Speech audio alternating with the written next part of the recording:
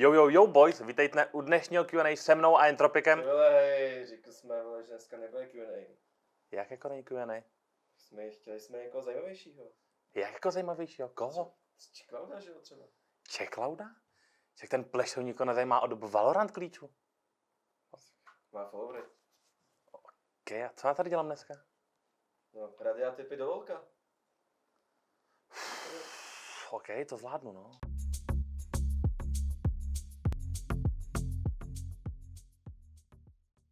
Jo boys, vítejte u dnešního videa se mnou a Entropikem, kde vám poradíme na to, jak začít s lolkem. Začal bych tím, jakou si vybrat roli.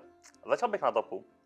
Jsi introvert, kterýho každá sociální interakce unaví, je to role pro tebe. Nemáš se rád, máš půdy k sebepoškozování, vyber si jungly, tam ti nikdy nic dobrýho nestane. Naopak, máš se rád, až to trochu zavání narcismem, tak to ti může sedět midlane. Jsi egoista, okolo kterého když se netočí svět, tak jenom brečí, tak to je AD carry, role dělaná jak pro tebe. A pak nám bývá support, jsi člověk, který neumí říct ne, člověk, který je zvyklý na to, že ho někdo využije a zahodí bez toho, ať by mu řekl vůbec dík, vyber si supporta. OK boys, srandiček bylo dost. Reálně v lolku nejde to jinak, než všechno prostě testovat. Nejde si vybrat roli, která vás bude bavit předtím, než si vůbec vyzkoušíte. Každá role je o něčem jiným. Reálně bez toho, aby se všechno otestovalo, všechny šampioni, všechny role, nevyberete si, co je to ideální pro vás, dokud to prostě neskusíte. Podíváš se na šampiona, připadá ti sympatický, OK, vem si ho, jdi si ho zkusit do normálky, do customky, je to úplně na tobě. Zjistíš, že to není ono, tak jdeš prostě dál.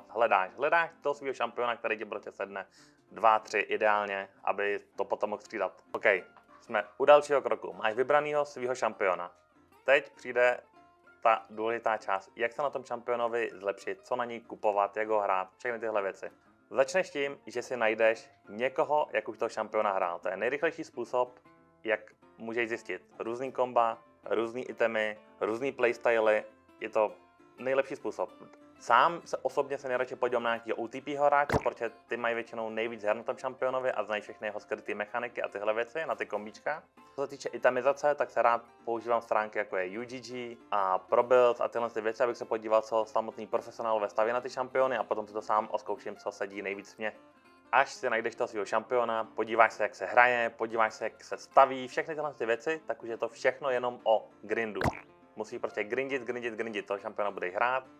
Budeš na něj zkoušet věci, které se víc tobě, budeš si upravovat trochu buildy, prostě najdeš si ten svůj vlastní styl. Najdeš si, jak to sedí tobě a po, řekněme, 100-200 hrách, až na tom šampionovi budeš ty naprosto spokojený, můžeš říct OK, tohle šampiona plně ovládám, můžu jít na dalšího. A najdeš si zase nového šampiona a takhle je to pořád dokola, dokud nebudeš spokojený se svýma výkonama na všech šampionech, který tě baví. Potom, až už budeš mít natrénovaný všechny tyhle ty mechaniky na těch šampionech, všechny ty itemizace, tak přicházejí věci jako jsou makro, jak se pohybovat po mapě, mikro v teamfightech, ale to jsou věci, které si necháme, až tyhle věci budeš být naučený do nějakého dalšího dílu. OK boys, teď se přesuneme do samotné hry, kde vám ukážu nějaké basic věci, co se týče vardění, clearování. Prostě začneme v té jungli, jelikož jsem jungler, tak to bude jakoby nejlepší začátek pro mě. Začneme counter invade wardama. To jsou takový basic, který chcete položit většinou hned v první minutě, hned tak tam doběhnete, abyste byli, když se bojíte, že vás enemy team může invadenout. Tady je jedna.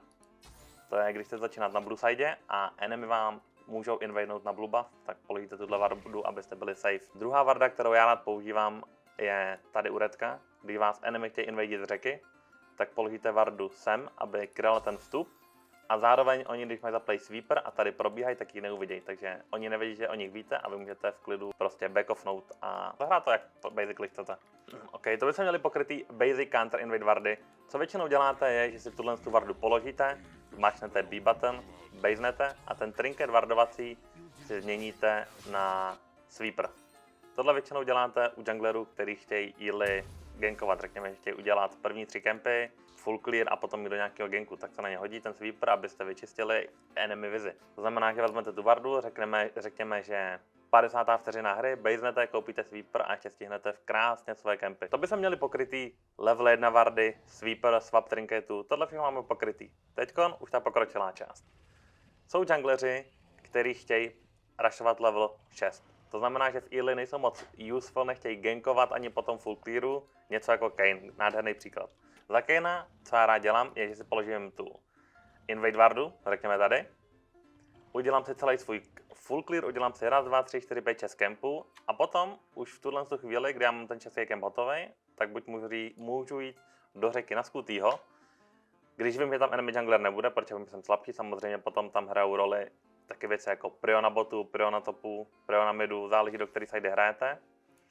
A co já rád dělám je, že položím tu druhou wardu, potom full clearu do enemy jungle, abych viděl, že on jde znova na své kempy. To je takový menší triček, který by vám mohl pomoct, než jako swapnete na ten sweeper, že uděláte full clear, jedna warda šup, druhá warda šup na enemy grompa, nádhera, máte info, můžete zmáčknout B button znova, jste po full clearu, kempy se vám znova budou spavnovat a v bázi to swapnete na ten sweeper.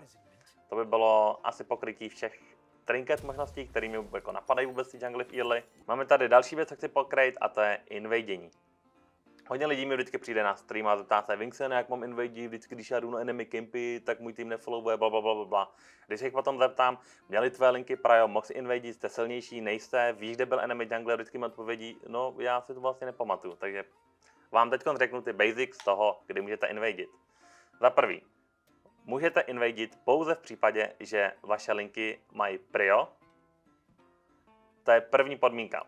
Řekněme, že chcete invadit grompa a vaše botlinka nemůže být v téhle pozici to být nemůže ta linka. Vaše botlinka chce být zhruba napušovaná tady, pušovat waveu a aby vás mohla podporit, když se něco náhodou vrtne v jungli. To znamená, že vždycky, než jdete na invade, zkontrolujte si, jak jsou na tom vaše linky.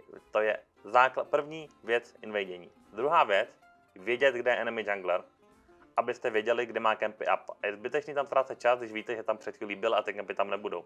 Naprosto zbytečný potom invadit. Takže důležitý je zkontrolovat prio na linkách, jestli vaše linky pushujou a vědět, jestli tam ten jungler před chvílí nebyl. Znamená, že uvidíte ho na topu, víte, že je tam posibilita, že ty campy budou up, už stojí za to se tam jít podívat. OK, to nás přivádí k druhé věci, což je tracking junglera, což je jedna z nejdůležitějších mechanik v jungli, jak můžete dávat informace svýmu týmu o tom, kde se enemy jungler pohybuje, jestli může gangnout. Vyžaduje to dost knowledge, takže většinou za začátku s tím budete mít velký problémy, ale je důležité to trénovat, je to jedna z nejdůležitějších jungle vlastností. To znamená, jak můžete zjistit, kde jungler začíná. Nezáleží na tom, jaký je to elo, v 99% uvidíte, jak nějaká linka líšuje, ať je to top lane, anebo ať je to bot lane. Objeví se na své lince později, ne v 1.30, ale objeví se tam, řekněme, v 1.45, protože líšovali. To znamená, když se top laner objeví v 1.45 na topu, tak víte, že je velká pravděpodobnost, že líšoval. To znamená, že enemy jungler začínal v té topside. Takže zhruba víte, jaký bude jeho pathing, protože vezme si 3 campy, půjde do botside, vezme si tam další 3 campy. To znamená, že z toho byste měli vědět a dát informaci svýmu botu, že zhruba ve 3.30 je možnost mezi 3. a 3.30 minutou, že enemy jungler může gangovat bot. Tak je dobrý tohle sledovat a dávat informace svému týmu, kde se ten jungler pohybuje. A tohle nás přivádí k věci číslo 3 a to je, jak dávat správně counterganky. Counterganky chceš dávat jenom v případě, když víš, že tu 3v3 vyhrajete, když tam ten countergank dáš. Timing je většinou na tvojí straně, když víš, že tam enemy jungler bude, takže to většinou už tobě hraje do karet, že to může tvoje botlinka nějak nabejtit. Ale jak říkám, když nemáš tu jistotu, že tu 3v3 vyhráváte, tak je zbytečný tam čekat a ztrácet zbytečně čas. Když ovládnete to predicting junglera, to trackování, o kterém jsem teď mluvil, tak vám to dá spoustu možností, jak z toho získat něco navíc. První možnost jsou tam ty counterganky. Víte, že bude pafovat do botu, můžete si tam počkat a odchytit na špatném ganku. Druhá je tam to invadění. Víte, kam páfuje, můžete invadit tu třeba druhou sideu, aby tam naspam jeho kempu, nebo to zavardit, něco z toho prostě získat, když víte, kde enemy jungler je. Nebo klidně i draka, když víte, že teď se budou spamovat kempy v topside, můžete jít na draka a vzít si z toho draka, protože víte, že on farmí v topside. Je spoustu věcí, jak využijete ten tracking a kolik výhod vám to může získat. Je to jedna z nejdůležitějších věcí v jungli. Když jsme se teď bavili o těch výhodách, které vám ten tracking může získat, tak jsou to ty early objektivy. A když jsme u těch early objektivů, tak jeden velmi důležitý, u kterého se často dělá chyba, je Herald. Čím se já rád řídím, je, může to vzít midlane turetu, že jí to kompletně zničí, polož to na mid. Když to nemůže vzít tu midlane turetu, polož to svýmu keríčku, kterýmu se nejvíc daří v té hře. Když nemáš ani jedno keríčko, kterýmu se daří, což se v solo queue stává docela často, polož to tam, u koho si myslí, že má největší šanci tu hru potát. To znamená, že dobře scaluje, nebo zatím to hraje dobře. Něco takového prostě, co je nějaká nápověda pro to, jak ta hra bude vypadat z jeho strany. Podle toho se vybereš, kam ho položit. A teď ta část, kdy to Heralda položit, kdy je to nejvíc worth pro vás. A je to v tu chvíli, kdy tureta má pouze 3 Ideálně 2 platey, protože to Herald na ten svůj charge vezme. Protože když to použijete, když máte tureta 5 plateů, hned tak tam přijde, řekněme, minion wave, ten Herald se spavne, vezme tomu ty 2-3 platey a potom ta tureta má armory navíc. Za každý plate, který vezmete, se té turetě zvednou armory. To znamená, že jí přestanete dávat damage. To znamená, že chcete vzít 2 platey s minion wavou, s teammateama, 2,5 ideálně, položit toho Heralda, který tím svým true damagem, tím chargem tu turetu prostě dodělá a máte 5 plateů pro svůj tým a tureta je dole. OK, co se týče Heraldu, objektivů a to trochu už předbíháme, vrátíme se do začátku, do jungle clearu, protože ne každý šampion funguje stejně. Jsou šampioni, kteří scalujou, jsou šampioni, kteří jsou dobrý v gangování, jsou šampioni, kteří chtějí scalovat, kteří vlastně nechtějí dělat vůbec nic a jeden z nich je třeba můj Kayn, můj oblíbený, protože když nic neděláš, nic nepůjdeš. OK, co se týče jungle clearu, začneme tím nejlehčím, což je full clear. Ve full clearu nevynecháváte žádný kempy, prostě si berete všechno, co vidíte. Začnete většinou na bluečku, na redku, jeden z těch buffů a potom si uděláte prostě zbylých 5 kempů, ideálně do skutýho, pak base a znova ty kempy můžete jako jít, protože se budou spavnovat. Co já rád dělám taky je, že si nabídnu tyhle 2 kempy takhle najednou, protože to prostě těm ušetříte nějaký ty vteřiny na tom full clearu, což je dobrý vědět, ale to probereme potom v dalších dílech, jak specificky clearovat za specifický šampiony.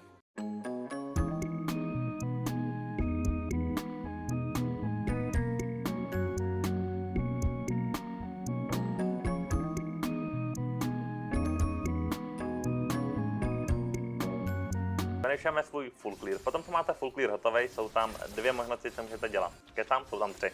Jedna z nich je prostě zmáčknout B button a jít do base, nakoupit si a dělat svůj clear znova, protože vaše kempy se budou spavnovat. Druhá možnost je dát cover, řekněme, svoji lince, kde svůj path končíte, když víte, že tam bude enemy, abyste buď pohlídali, pomohli jim pushnout, to už záleží potom, jak vypadá jejich linka. A třetí možnost je jít na toho skutýho. A to opět záleží na tom, jak vypadá, řekněme, botlinka v tuhle situaci. Jestli má prio, jestli vám tam můžou dát cover, jestli tam může být enemy jungler. Všechny tyhle informace jako jungler potřebujete zpracovávat v průběhu svého clearu, protože co si budem, není to tak náročný clearovat ty kempy. Takže přitom se můžete dívat na ten bot, přemýšlet, kde je enemy jungler, jestli máte tu možnost na to skutýho, jestli chcete dělat něco na tom botu nebo chcete hned baitnout. Tohle všechno by se vám mělo honit v hlavě během toho, co děláte ten clear, abyste v tu chvíli, co ho dokončíte, hned věděli, co chcete dělat a nestráceli nějaký vteřiny navíc. Potom je tady další druh clearu, kde si vyčistíte jenom svoji jednu sideu, vezmete si 3 kempy, vezmete to před mid, kde gangnete a jdete si vyfarmit svoje další kempy. Ideální příklad těchto šampionů je Volibear. Má docela dobrý clear těch svých kempů, má dobrý ganky, má svůj speed up, má svoje Quido, má svůj ground control, má stun.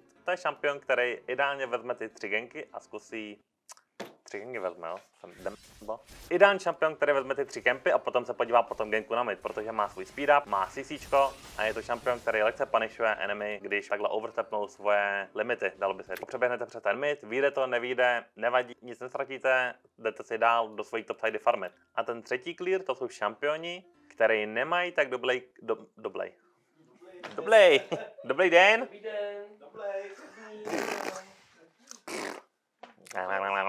Pak je tady třetí druh clearu pro šampiony, který nemají tak dobrý clear těch svých kempů. Dobrý příklad je Lee Sin, za kterého chcete vzít prostě 3 kempy do gangu, je to early šampion, ale strugglí na těch kempech, kde je víc mobek, jako jsou raptoři, jako jsou golemové. To znamená, že ideálně nejrychlejší pathing, za který můžete mít, je vzít redko, bluečko a grompa do toho. Ještě je tam alternativa, že vezmete redko, raptory a grompa a máte level 3. A můžete se dívat po nějakém gangu. Je to nejrychlejší clear, který můžete basically za šampiona jako Lee Sin, který mají pomalej clear těchto větších kempů udělat. A to si myslím, že jsme pokryli všechny jungle cleary, takový ty basic. Znáte to, žádný specialitky, nějaký invadování, cheesování. Co se týče specifických clearu za specifický junglery, tak to si asi necháme někde na jindy. Můžete nám napsat do komentářů, jako jaký budete chtít konkrétní šampiony. Já to tady potom s váma můžu probrat, jaký přesně chcete za něj dělat pathing, jak to chcete clearovat, co je ideálně na něj buildit, v jaký situaci a všechny tyhle ty věci si můžeme probrat v dalším díle, takže jsem rád, že jste se na tohle dívali. Pro ty z vás, kteří mě tady vidějí poprvé, tak jsem substitute pro League of Legends Team Entropic, jsem jungler, často streamuju na Twitchi, Wingsen _, tam mě najdete. Můžete mi dát follow i na IG, kde jsem Wingsen LOL a uvidíme se příště.